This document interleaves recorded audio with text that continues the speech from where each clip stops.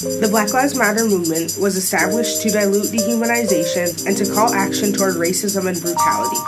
It was created in the year of 2012 after Trayvon Martin was killed by a white man named George Zimmerman. Trayvon Martin was only 17 years old when he was killed. It was a late night. Martin was walking by with a large hoodie on, sweatpants, and Nike athletic sneakers. In his large hoodie, Martin was carrying a soda can and a packet of Skittles. George Zimmerman was sitting in a car while Martin was walking out of the shop where he bought his food items. Zimmerman imagined that Martin was a threat to him and other people in the community, so he decided to call the police, saying that there was a suspicious person walking around late that night. The police officer told Zimmerman to remain in his car until dispatch got to his general location. Zimmerman didn't follow the officer's instructions, so he decided to get out of his car and approach Trayvon. Trayvon and Zimmerman got into a physical fight when Zimmerman pulled out a knife and shot Trayvon. Trayvon Martin was only 17 years old when he was killed. This murder happened from ignorance. This sparked a national controversy on racial profiling in the white and black communities. People were outraged with the situation. Individuals in the black community started a nonprofit organization called Black Lives Matter. The idea isn't to disregard other races and show that black people are better. It is simply to provide assurance to the black community that respect, dignity, justice, and equality should always be a part of their lifestyle. The Black Lives Matter platform states, "Black humanity and dignity requires black political will and power.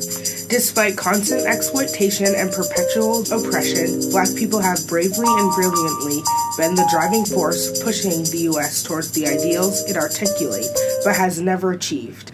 In recent years, we have taken to the streets, launched massive campaigns, and impacted elections. But our elected leaders have failed to address the legitimate demands for our movement. We can no longer wait.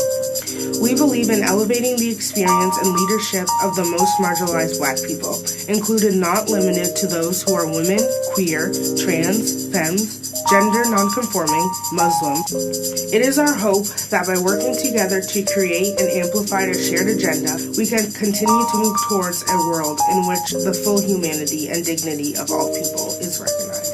The organization brought a voice in the black community. They took into their own hands to stand up and make a difference across the United States. In the late 1800s, the United States had a black activist and former slave named Frederick Douglass.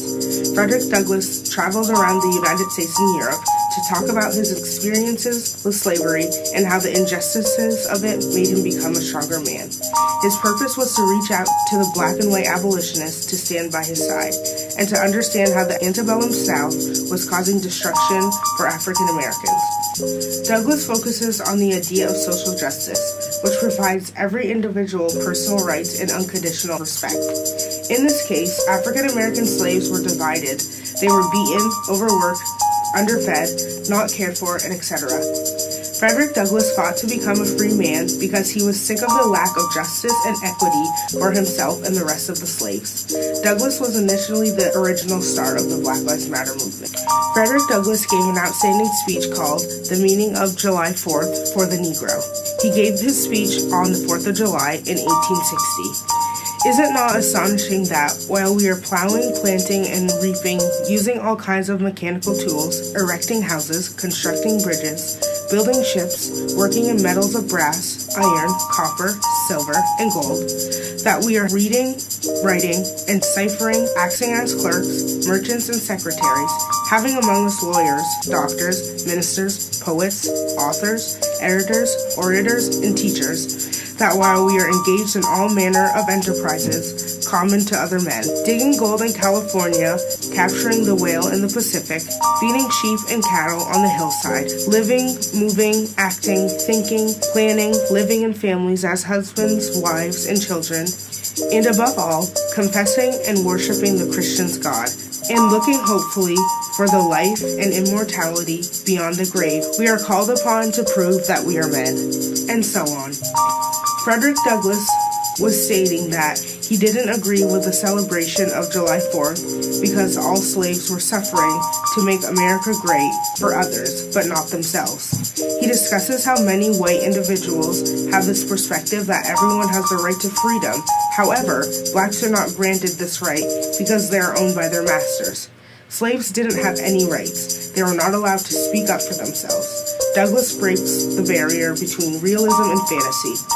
The truth was that 4th of July celebrations were only relevant toward white Americans because they had rights and were able to thank the Founding Fathers for their freedom.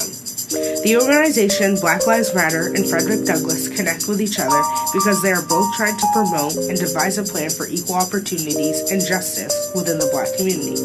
As an African American young woman, I think that Black Lives Matter has made great progress in terms of placing stepping stones on the pathway to equity, equality, and stopping violence. Douglass and Black Americans throughout history brought the value of restorative justice to American culture. Furthermore, the United States still has a long way to go for full freedom and equity for the Black community. There is still a mass measure of ignorance and hatred towards the Black community, which constructs a great deal of controversy. To have full success, we need full participation with all Americans, so that we can live by our word saying, all men are created equal.